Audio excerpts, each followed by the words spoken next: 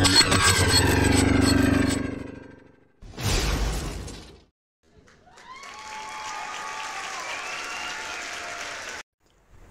मित्रांनो, pension talks with चेंदरकर अर्थात मावळे गप्पा पेन्शनच्या या यूट्यूब चॅनलवर आपलं स्वागत आहे. मित्रांनो, माझ्या चॅनलला भरभरून प्रतिसाद दिल्याबद्दल मी तुमचा ऋणी आहे. असाच प्रतिसाद देत राहा. व्हिडिओ पाहताना सबस्क्राईब हा शब्द दाबून त्याचे रूपांतर बेल आयकॉनमध्ये करा, म्हणजे माझ्या चॅनलला सबस्क्राईब केल्याचं समाधान तुम्हाला मिळेल. ही चित्रफित महाराष्ट्र नागरी सेवा निवृत्ती वेतन नियम 1982 व महाराष्ट्र शासनाने वेळोवेळी निर्गमित केलेला शासन निर्णय यावर आधारित आहे. आजचा विषय ग्रॅज्युटी अर्थात उपदान. महाराष्ट्र नागरी सेवा निवृत्ती वेतन नियम 1982च्या नियम 111 प्रमाणे सेवा उपदान अमृत्यू उपदानाचे सूत्र. ज्या कर्मचाऱ्याची अहर्तकारी सेवा 5 वर्ष पूर्ण झाली आहे आणि जो नियम 110 अनुसार सेवा उपदान किंवा निवृत्ती वेतनासाठी पात्र ठरला आहे, अशा शासकीय कर्मचाऱ्याला त्याच्या सेवानिवृत्तीनंतर वेतनाच्या 16.5 पट इतक्या कमाल मर्यादेच्या अधीन राहून अहर्तकारी सेवेच्या प्रत्येक पूर्ण 6 करता त्याच्या वेतनाच्या 1/4 इतके सेवा उपदान दिले जाईल. समजा अ ब क यांचा जन्म दिनांक 20 एप्रिल 1960 आहे.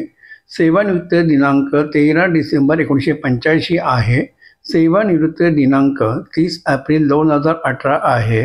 म्हणजे एकूण अहर्तकारी सेवा 32 वर्ष 4 महिने 18 दिवस म्हणजे 65 6 कालावधी, 3 महिन्याहून अधिक कालावधी, पूर्ण अर्ध वर्षाचा कालावधी मानला जाईल.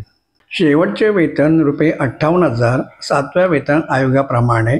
उपदानाचे सूत्र ₹58,000 भागिले 4 बरोबर 14,500 गुणिले 65 6 कालावधी बरोबर 9,42,500 म्हणजे अबक यांना ₹9,42,500 इतके उपदान मिळेल. जर सेवेत असताना मृत्यू झाल्यास अहर्तकारी सेवेच्या पूर्ण केलेल्या प्रत्येक 6 कालावधीसाठी वेतनाच्या निम्मे मात्र वेतनाच्या 33 पटीच्या मर्यादित असेल. शेवटचे वेतन ₹58,000 भागिले 2 बरोबर 29,000 गुणिले 65 6 कालावधी म्हणजे ₹18,85,000. पण कमाल मर्यादा ₹14 लाख, त्यामुळे ₹14,00,000 मंजूर होईल.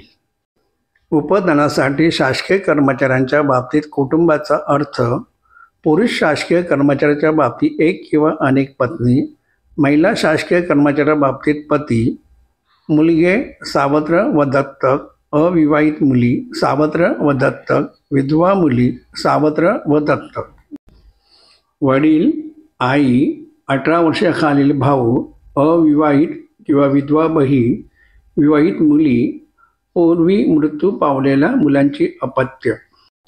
नियम 112 प्रमाणे ज्या व्यक्तींना उपदान देय आहे, नियम 115 नुसार नामनिर्देशनाद्वारे ज्यांना उपदान मिळण्याचा हक्क प्रदान केलेला असेल त्या व्यक्तीला किंवा व्यक्तींना उपदान दिले जाईल.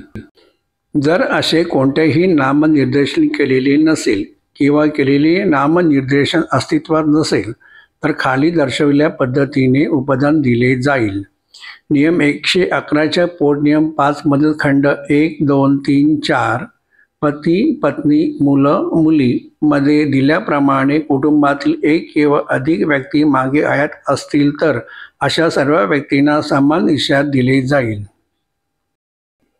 वरील उपखंड 1 मध्ये दिल्याप्रमाणे कुटुंबातील एकही व्यक्ती मागे हयात नसेल, पण नियम 111च्या पोटनियम 5च्या खंड 5, 6, 7, 8, 9, 10 आणि 11 मध्ये दिल्याप्रमाणे एक किंवा त्याहून अधिक व्यक्ती असतील तर अशा सर्व व्यक्तींना समान हिस्सा दिले जाईल. मयत शासकीय कर्मचाऱ्याच्या कुटुंबातील अज्ञात व्यक्तीस नियम 111 अनुसार उपदान दिले जाईल तेव्हा ते अज्ञात व्यक्तीच्या पालकाला त्यांनी नमुना 28 मध्ये क्षतिपूर्त बंधपत्र करून दिल्यानंतर आणि पालकत्वाचा संबंधीचे शपथपत्र सादर केल्यानंतर अज्ञात व्यक्तीच्या वतीने देय राहील. नामनिर्देशन. शासकीय कर्मचारी हा सेवेत किंवा पदावर कायम झाल्यानंतर नमुना 1 हॅज ए फॅमिली किंवा नमुना 2 हॅज नो फॅमिली मध्ये नामनिर्देशन करून त्याद्वारे नियम 111 अनुसार देय होणारे मृत्यू नि सेवानिवृत्ती उपदान मिळण्याचा हक्क एक किंवा अधिक व्यक्तींना प्रदान करेल. नामनिर्देशन करतेवेळी शासकीय कर्मचाऱ्याने कुटुंब असेल तर त्याच्या कुटुंबियाच्या व्यतिरिक्त इतर कोणत्याही व्यक्तीच्या किंवा व्यक्तींच्या नावे नामनिर्देशन करता येणार नाही. शासकीय कर्मचाऱ्याने कुटुंब नसेल तर असे नामनिर्देशन एखाद्या व्यक्तीच्या किंवा व्यक्तींच्या किंवा एखाद्या संस्थेच्या नावे करता येईल. शासकीय कर्मचारी कोणत्याही वेळी कार्यालय प्रमुखाला नोटीस पाठवून नामनिर्देशन रद्द करू शकेल, मात्र त्याला अशा नोटिसासोबत नवीन नामनिर्देशन जोडावे लागेल. नामनिर्देशनमध्ये दिलेली आकस्मिक घटना घडून आल्यास नामनिर्देशन विधी अग्राह्य ठरेल. मृत्यू उपादान याविषयी मागण्या. शासकीय कर्मचारी सेवेत असताना मृत्यू पावल्याची माहिती मिळाल्यावर कार्यालय प्रमुख मयत शासकीय कर्मचाऱ्याच्या संबंधात मृत्यू उपादान किंवा कुटुंब निवृत्ती वेतन किंवा दोन्ही देय आहेत किंवा काय याबाबत खात्री करून घेईल. मयत शासकीय कर्मचाऱ्याचे कुटुंब नियम 111 अन्वये मृत्यू उत्पादन मिळण्यास पात्र असेल तेव्हा कार्यालय प्रमुख मयत शासकीय कर्मचाऱ्याने उपदान मिळण्याकरता एखाद्या व्यक्तीला किंवा व्यक्तींना नामनिर्देशित केले होते काय आणि मृत शासकीय कर्मचाऱ्याने कोणत्याही नामनिर्देशन केले नसेल तर किंवा केलेले नामनिर्देशन अस्तित्वात नसेल तर उपदान कोणत्या व्यक्तीला किंवा व्यक्तींना देय राहील याबाबत खात्री करून घेणे. खात्री करून झाल्यावर नमुना 10 मध्ये मागणी करण्याकरता संबंधित व्यक्तीला किंवा व्यक्तींना नमुना 8 किंवा 9 जो योग्य असेल त्या नमुन्यात लिहून कळवेल. प्रत्येक मागणीदाराला स्वतंत्र नमुना 10 भरून त्या सही करणे आवश्यक आहे. त्याशिवाय तो नमुना 10 ग्राह्य धरला जात नाही व उपदानाची रक्कम मंजूर केली जात नाही. मागणीदार जर निरक्षर असेल, सही करण्याइतपत साक्षर नसेल तर त्याच्या डाव्या हाताच्या अंगठ्याचा ठसा घ्यावा व नमुना 10 वर 2 साक्षीदारांच्या सह्या व 2 राजपत्री अधिकारी यांच्याकडून प्रमाणित करून घेणे आवश्यक आहे.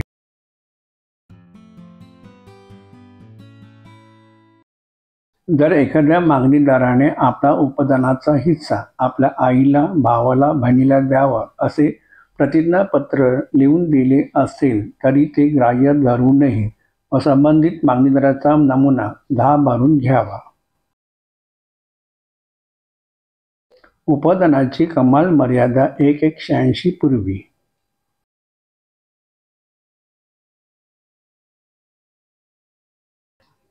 उपदानाची कमाल मर्यादा 1/186 नंतरची.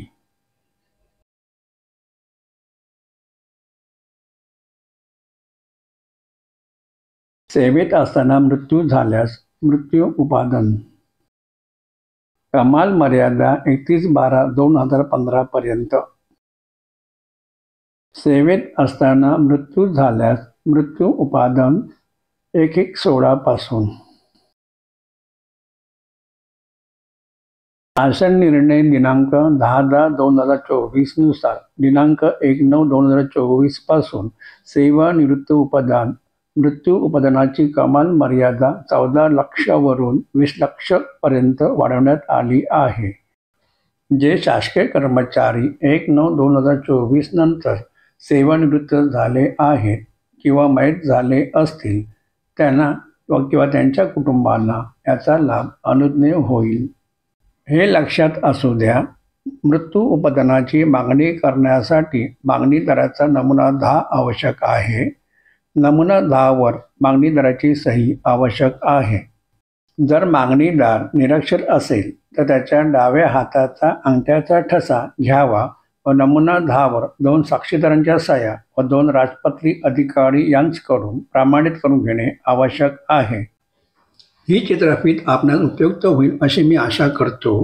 आपणास पेन्शनबद्दल काही प्रश्न विचारायचे असतील तर जरूर विचारा, मी त्यास उत्तर देईन. त्यासाठी तुम्हाला कॉमेंट्स बॉक्समध्ये आपलं नाव मोबाईल नंबर व तुमचा प्रश्न लिहावा लागेल. हा व्हिडिओ आपल्या माहितीसाठी तयार केलेला आहे. आवडला असेल तर न चुकता न विसरता लाईक करा आणि सबस्क्राईबसुद्धा, जेणेकरून पुढील भागात नोटिफिकेशन आपणास येईल. आपणा सर्वांना चांगले आरोग्य लाभो हीच सदिच्छा व्यक्त करून मी आपली रजा घेतो. धन्यवाद.